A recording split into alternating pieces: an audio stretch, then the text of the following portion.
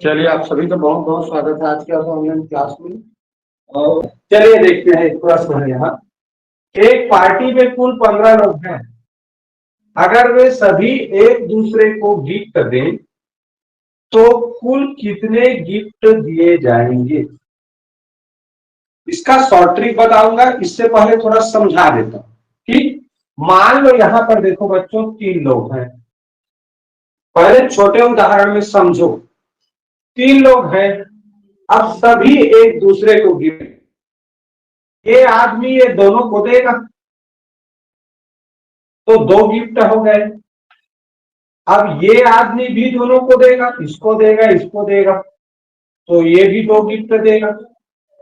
और ये आदमी भी इन दोनों को देगा तो 2 गिफ्ट और हो गए। अब सभी ने एक दूसरे को गिफ्ट दे दिया तो कुल मिलाकर कितना गिफ्ट हुआ? 6। अब इसका शॉर्ट ट्रिक देखो। लोग कितने हैं? 3। और एक आदमी को छोड़ दो, कुल आदमी है 3। अब एक कम, तो 3 में एक कम करे तो 2, तो 2 से गुणा कर दो तो 3 दूनी कितना हुआ? 6। यानी कि कभी भी इस तरह का प्रश्न आता है तो कितने लोग हैं उसको देखना है। तो कितने लोग हैं? 15 लोग। तो कुल कितने गिफ्ट दिए जाएंगे ये जानना है, तो उससे एक संख्या कम से पूरा करना। 15 लोग हैं तो भाई 15 लोग अगर एक आदमी गिफ्ट देगा तो 14 लोगों को ही तो देगा ना, 15 लोगों को थोड़ी देगा। तो 14 जितने 15 लोग हैं सभी 14 गिफ्ट कर देंगे। ठीक है, तो इस तरह 14 का गुणा 15 से कर देना है तो 15 हासिल 6, 15 एकम 15, 15 6 21, यानी कि 210 गिफ्ट एक दूसरे को देंगे कुल। ठीक है, कितने लोग? 15 लोग। चलिए बच्चों सबसे नीचे के प्रश्न से स्टार्ट करते हैं। जिस कोण का मान 180 अंश से अधिक वह 360 अंश से कम होता है, क्या कहलाता है? चलो बताओ। अधिक कोण कहलाता है या नियत कोण? बस संपूर्ण कोण कहलाता है या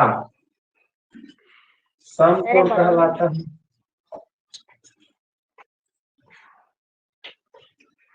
या प्रतिवर्ती कोण कहलाता है? प्रतिवर्ती कोण। चार प्रतिवर्ती कोण। प्रतिवर्ती प्रतिवर्ती कोण से प्रतिवर्ती कोण। प्रतिवर्ती कोण से प्रतिवर्ती कोण। जैसे मान लो ये रेखा है और ये एक रेखा ये है, किरण है, यहां से एक किरण इधर गया, एक किरण इधर गया, तो यहाँ पर ये देखो यही क्या है? 180 से अधिक है, 360 से कम है, तो ये प्रतिवर्ती कोण कहलाता है। 28 के कितने गुणनखंड हैं? चलो बताओ, और कौन कौन सा है वो भी बताओ। नहीं हुआ अभी तक? 6। चलिए कौन कौन सा बोलिए जी। एक, 2, 4, 4, 7, 7, 14, 14, 28। 28 बिल्कुल सही आंसर। बहुत बढ़िया। देखो बच्चों, सबसे छोटा गुणनखंड होता है किसी भी संख्या का 1। अब 1 के बाद अगला प्राकृत संख्या आता है 2, तो 2 से, क्योंकि 28 सम संख्या इसलिए 2 से विभाजित होगा ही। 3 विषम संख्या है और 3 के पहाड़ा में 28 से विभाजित होगा, क्योंकि देखो 28 के अंकों का योगफल करके 8 और 2 10, और 10 3 से विभाजित नहीं होता, इसका मतलब 28 भी 3 से विभाजित नहीं होगा। तो 4 सबसे 28 हो, तो अब 5 से तो 28 होगा नहीं, क्योंकि 5 से वही संख्या विभाजित होता है जिसके इकाई में 0 या 5 हो, तो 28 में वो स्थिति है नहीं। 6 से भी विभाजित नहीं होगा, क्योंकि 6 से वही संख्या विभाजित होता है जो 2 और 3 के विभाज्यता का नियम का पालन करता है। तो क्योंकि 3 का नियम का ये पालन नहीं कर रहा है, तो 6 से नहीं होगा। से जान रहे हैं 7 से 28। उसके बाद 8 से भी नहीं होता, 8, 9, 10, 11, 12, 13 से 14 से होता है, 14 के बाद 28 से। ठीक, याद रखना, जब ये संख्या का आधा वाला संख्या आ जाए गुणनखंड में, उसके बाद सीधा उसी संख्या से ही कोई भी चीज विभाजित है। ठीक है, तो इस तरह गिने तो 1, 2, 3, 4, 5, 6, 28 के कुल 6 गुणनखंड होते हैं और यही वो संख्याएं। ठीक है, बहुत बढ़िया कमेंट। चलिए बच्चों, अगला प्रश्न पढ़ते हैं। एक आयत की चौड़ाई उसकी लंबाई का 1/3 है तथा उसका परिमाप 112 सेंटीमीटर है, तो क्षेत्रफल होगा। चलो देखो भाई, कमेंट कर। चित्र से काफी जल्दी समझ आ जाता है। ध्यान दो, ये एक आयत है, अब ये चौड़ाई है, ये लंबाई। प्रश्न कहता है कि चौड़ाई उसकी लंबाई का 1/3 है, तो लंबाई को हम क्या करेंगे, 1/3 प्राप्त करने के लिए 3 बराबर भाग में बांट देंगे, तो हमको 1/3 मिल गया। अब बस 1/3 के बराबर ये है जी, तो ये सभी क्या बन गए, 3 वर्ग बन गए। ठीक है, तो ये 1 है मान लो, तो ये 3 हो जाएगा लंबाई। ठीक, 3 भाग हो गया लंबाई, 1 भाग चौड़ाई, तो इसी को बोलेंगे ये चौड़ाई देखो लंबाई का 1/3 है। अब क्या लिखा है, तथा उसका परिमाप 112 है। अब देखो इसका परिमाप क्या होगा, ये 1 है तो चौड़ाई, ये चौड़ाई भी 1 होगा, और ये सब 3 3 हुआ, तो 3 3 6, 6 1 7, 7 1 8, परिमाप कितना हुआ, 8 भाग। 8 भाग के बराबर परिमाप है, लेकिन प्रश्न में परिमाप 112, तो हम क्या करेंगे, 8 से इसको भाग करेंगे, क्योंकि 8 बराबर भागों के बराबर परिमाप है। हमने जो चित्र बनाया, अब प्रश्न में दिया है कि ये परिमाप कुल 112 है, तो इसका मतलब 112 को 8 बराबर भाग बांट देंगे, तो 1 भाग का पता देखो, 8 1 कम 8। अब 11 में से आ गया 3, तो कितना हुआ 32, तो 8 4 32, यानी कि बच्चों 1 भाग वास्तव में 14 सेंटीमीटर।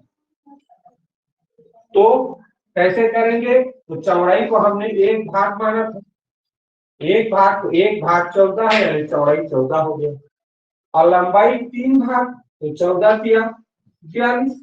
अब क्षेत्रफल जानना है, तो चौड़ाई गुणित लंबाई, या कहें लंबाई गुणित चौड़ाई, तो 42 और 14 का गुणा कर दो, 3 14 दूनी 28, 80, 14 चौक 56, 56 2 58, यानी कि 580 वर्ग सेंटीमीटर हो जाएगा उस आयत का क्षेत्रफल। सिंपल सा है, कभी भी ऐसा प्रश्न है, ठीक है, का गुना में अनुपात दिया हो, इसी को ऐसे भी बोल सकते हैं बच्चों, कैसे कि किसी आयत का लंबाई उसके चौड़ाई का 3 गुना है। उसके चौड़ाई का देखो, चौड़ाई को 1 मानेंगे तो 3 गुना 3 कर दिए, तो 3 गुना हो गया ना।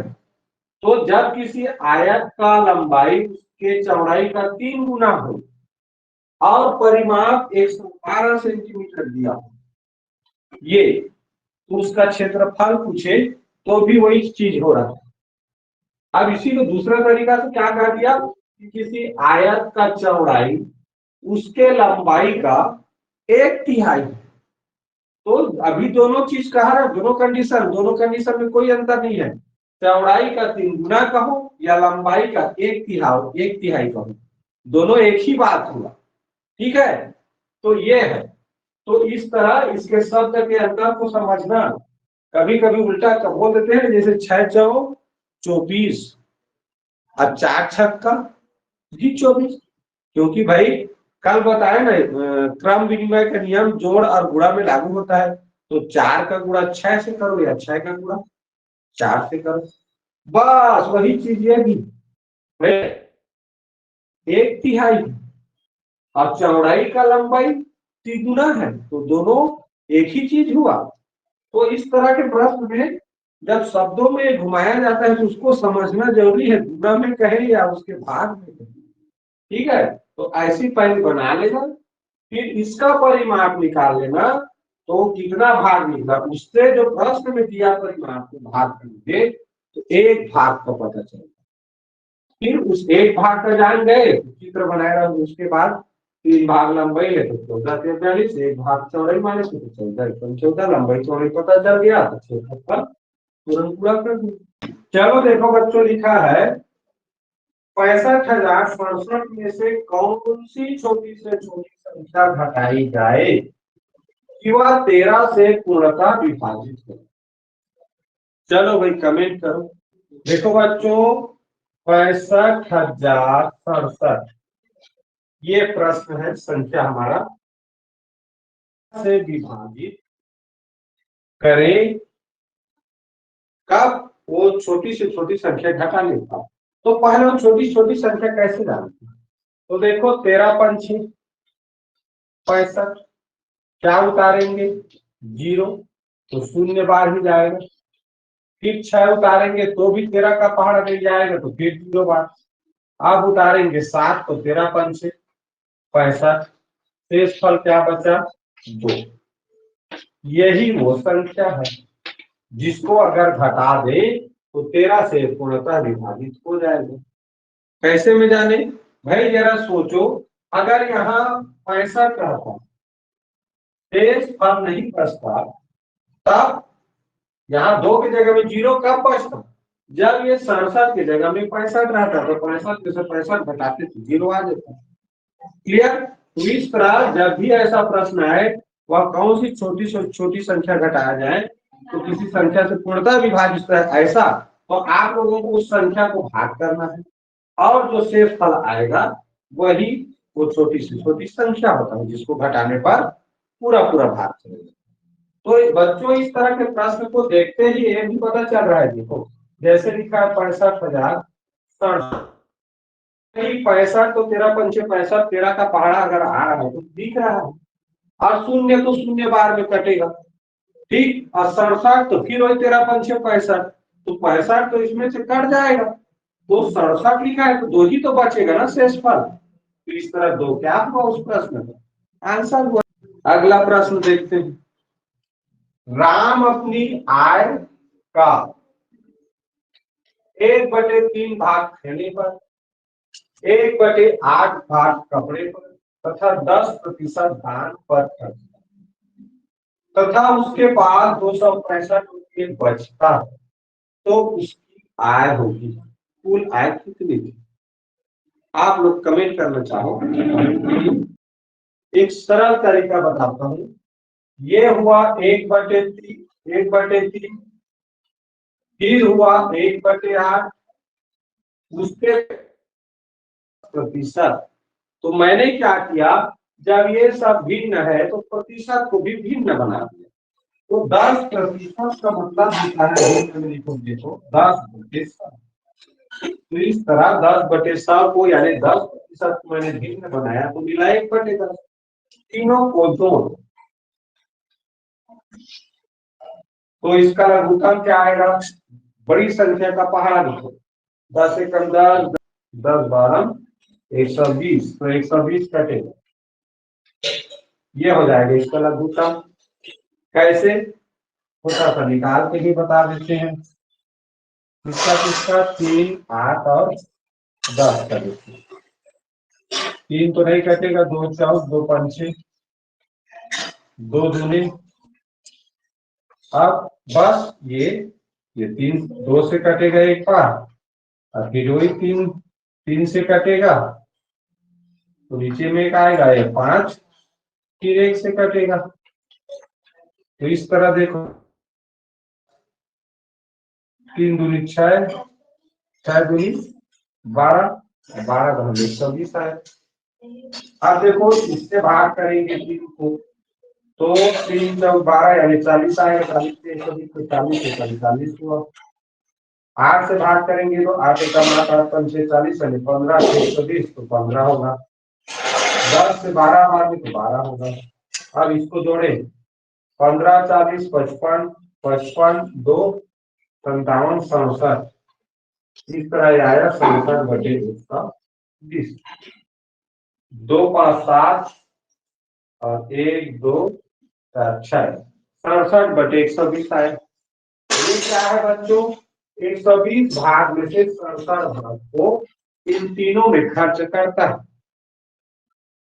इसमें खाने में देखो, ये खाने का है, खाने में 40 भाग और दूसरा कपड़े में 15 भाग और दान करने में 12। तो इस तरह जोड़ने पर आया 67। तो 120 में से 67 भाग उसने खर्च कर दिया। अब बचा कितना भाग? तो 120 में से 67 को घटाएंगे। 10 में से 7 गया 3, 12 में से 7 गया 5, यानी 53 भाग, यानी बच्चे 53 भाग बचा। और 53 भाग कितना है भैया? कितना है? 265। तो एक भाग का जानना है तो 53 से भाग करना पड़ेगा। तो देखो कुल कितना भाग है? 120। तो 120 से गुणा करेंगे तो टोटल 120 भाग किए। अब इसी को हल करना है तो देखो 53 से भाग जाएगा। 53 पंचे होता होगा इतना, तभी लिखा है। 5 ये 15, 5 पंचे 25, 26 है। तो 53 एक कम, 53 पंचे। अब 5 का गुणा 120 से करो तो 5 शून्य 5 दूनी 10, 5 एक 5 एक 6, यानी कि 600 हो जाएगा उसका कुल आय। एक बार फिर से देखो, ऐसे प्रश्नों को कैसे हल करते हैं मैं फिर से बता रहा हूं, ठीक है। सबसे अच्छा तरीका क्या है? ये जितना भी भिन्न है, अब 1% में है तो उसको आपको भिन्न बनाना चाहिए। तो तीनों को भिन्न बना दो जितना खर्च है, फिर भिन्नों को जोड़ने के नियम से जोड़ लो और जोड़ने के बाद योगफल प्राप्त करो। तो ये हो जाएगा पूरा खर्च। अब शेष क्या है? तो 120 में से 67 भाग, 20 में से घटाएंगे तो 53 आ रहा है, यानी 53 भाग शेष है। तो 53 भाग शेष है, प्रश्न में दिया है शेष 265, यानी कि 265 53 भाग के बराबर। तो एक भाग जानना है तो उससे भाग करेंगे। और टोटल भाग कितना है जो लघुत्तम निकाले जाते हैं हर का? तो 120 भाग है टोटल में उसका जो आय है। तो 120 फिर गुणा करेंगे एक ही नियम से। इससे भाग करने पर एक भाग और 120 से भाग गुणा करने पर कुल भाग हो गया। तो इस तरह हल किया क्या है? 600। यही उस व्यक्ति का यानी कि राम का कुल है। अरुण 60 सेंटीमीटर किनारे वाले दो घनों से एक घनाभ बनाता है तो उसका आयतन होगा। देखो बच्चों एक चीज समझो, जैसे चौक का डिब्बा है, एक घनाभ आकार है। क्यों? क्योंकि इसका लंबाई, चौड़ाई और ऊंचाई सभी का माप अलग अलग है। और इसके बाद एक चीज समझना है, इसमें लिखा है 60 सेंटीमीटर किनारे वाले, तो किनारे वाले दो घनों से लिखा है। तो 60 सेंटीमीटर एक किनारे का माप होता है। तो ये तो आधा कर देते हैं इसे, तो ये घनाकार हो सकता था अगर लंबाई चौड़ाई और ऊंचाई, लंबाई चौड़ाई और ऊंचाई समान रहेगा तब हम उसको घन कहते हैं, ठीक है। तो मान लो ऐसा एक घन है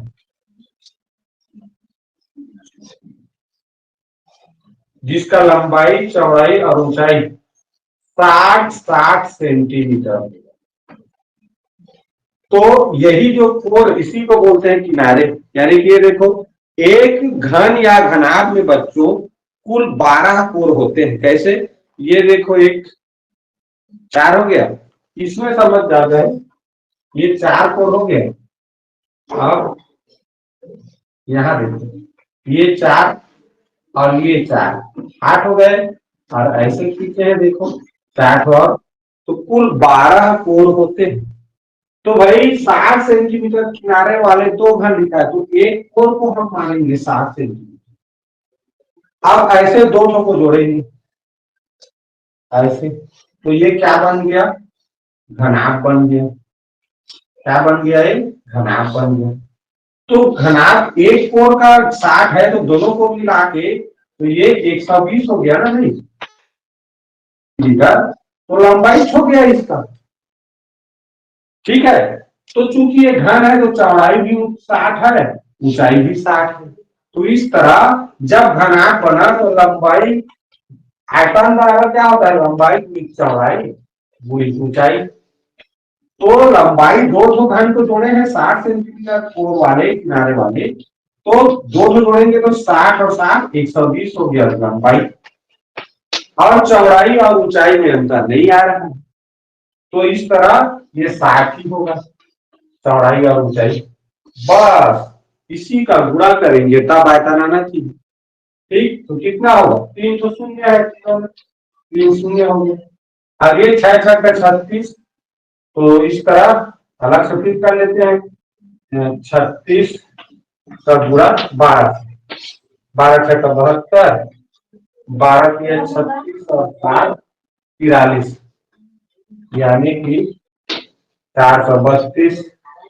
यहां से देखें तो क्या होगा, 4,32,000 घन सेंटीमीटर। ये होता है इस प्रश्न का सही। तो इस तरह का जब भी प्रश्न आएगा, कोर की माप दिया है, कोर भी कहते हैं किनारा भी बोलते हैं, तो एक घन का वो माप रहता है किसी एक घन की कोर का किनारे का। तो दो घन को जोड़ने पर कहेगा तो एक दो, भाई जो लंबाई है वो दो कोर के बराबर हो जाएगा। देखो दो कोर जुड़ा हुआ है, एक घन ये है, एक घन ये है, तो यहाँ भी 60 है, यहाँ भी 60 है। तो जोड़ने से बना जो घनाभ है उसका लंबाई 60 60 120 सेंटीमीटर हो गया लंबाई। और चूंकि चौड़ाई ऊंचाई नहीं बदला है, तो चौड़ाई ऊंचाई की जगह में 60 60 लिखेंगे।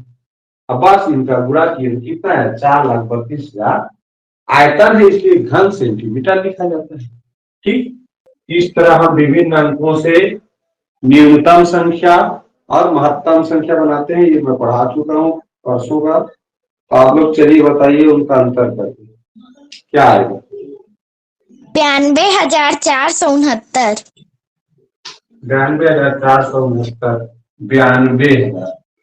ठीक, चलो देखते हैं बच्चों कितना आता है। ठीक है, पहले हम तो संख्या बनाना देख ले, संख्या बनाना आ जाएगा तो बन गया।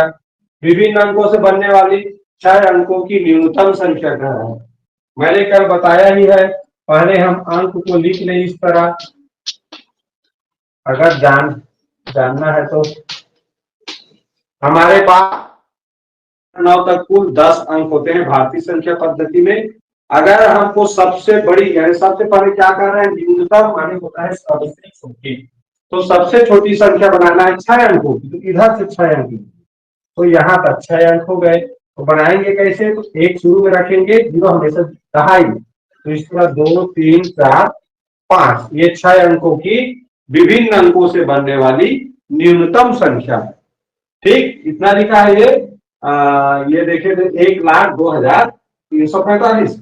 अब क्या करना है बच्चों, 4 अंकों की विभिन्न अंकों से बनने वाली महत्तम संख्या लिखना है। महत्तम यानी सबसे बड़ी संख्या इधर से, तो देखो 1 2 3 4 अंक हो गए, तो क्या बनेंगे, 4 ही अंक के नीचे लिखेंगे 9 8 7 6।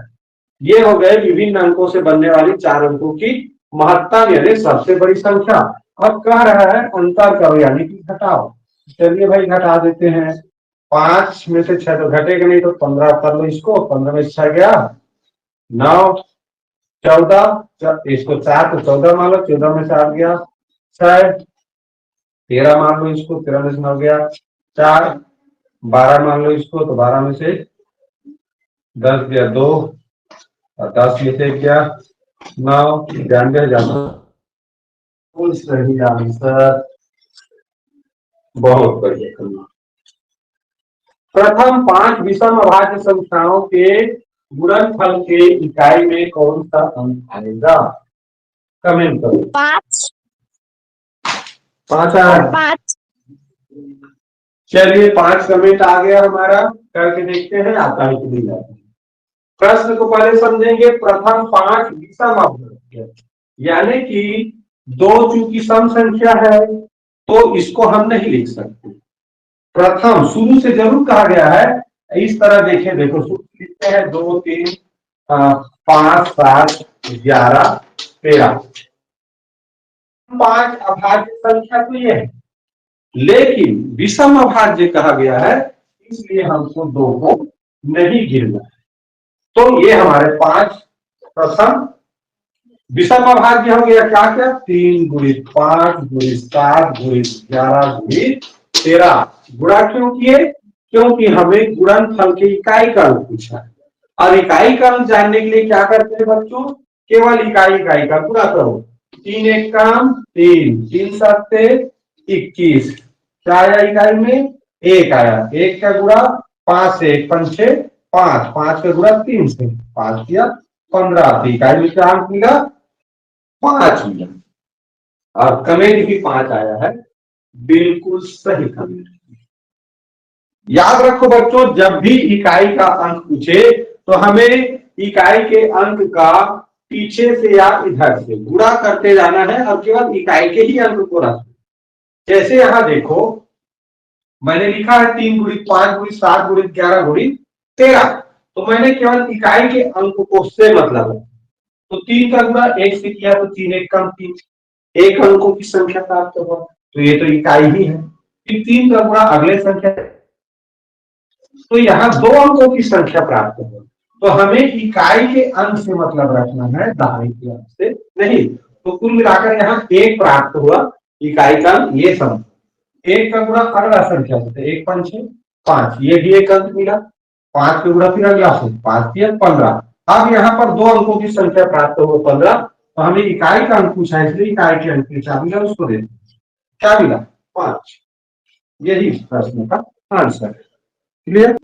चलो सबसे पहले मुझे कमेंट करके ये बता दो कि उसको लाभ हो रहा है कि हानि, और कितने का लाभ या हानि हो रहा है ये बता दो, उसके बाद हम उसको प्रतिशत में बदल देंगे।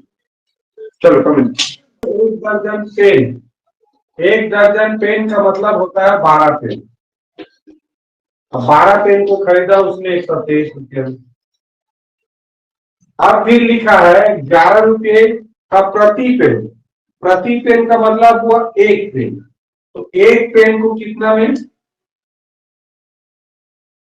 तो 12 पेन को भाई कितना में बेचा ये देखना है। तो 12 11 12 एक कम 12, 12 एक कम 12, 12 एक 132, 132 रुपये में उसने बेचा।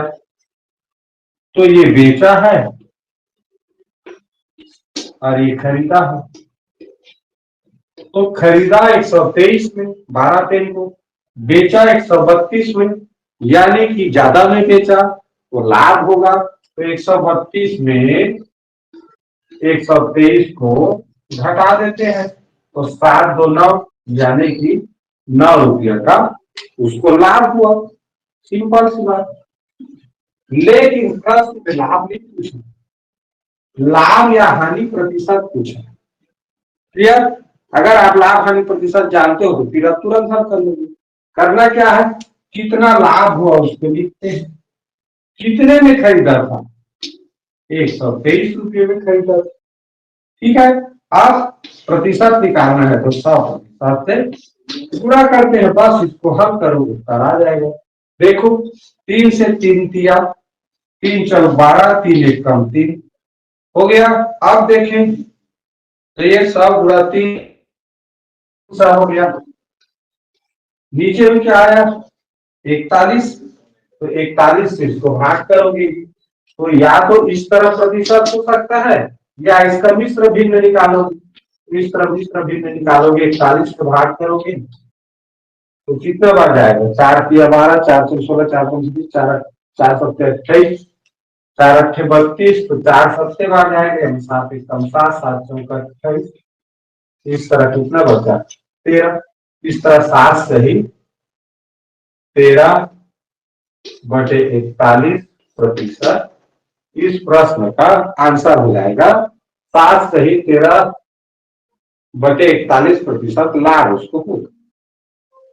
क्लियर? ऐसे बनाना रहता है। संख्या 25 में से उसके व्युत्क्रम को घटाने पर प्राप्त होता है।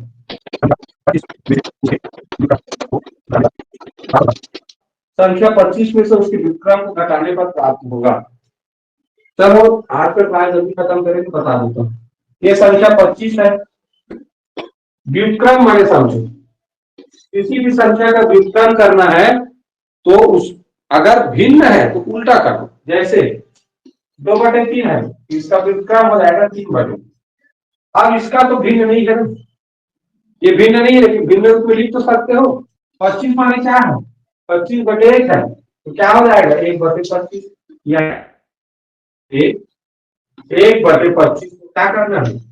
घटाना है। लिखा है ना संख्या 25 में से उसके व्युत्क्रम को घटाने पर प्राप्त हो, तो बस घटाओ तो क्या होगा? 25 लघुत्तम, तो 25/25 625, ये क्या हो गया? यानी कि 624/25 यही 25 का व्युत्क्रम 1/25 और 1/25 को 25 में से घटाओगे तो क्या आएगा?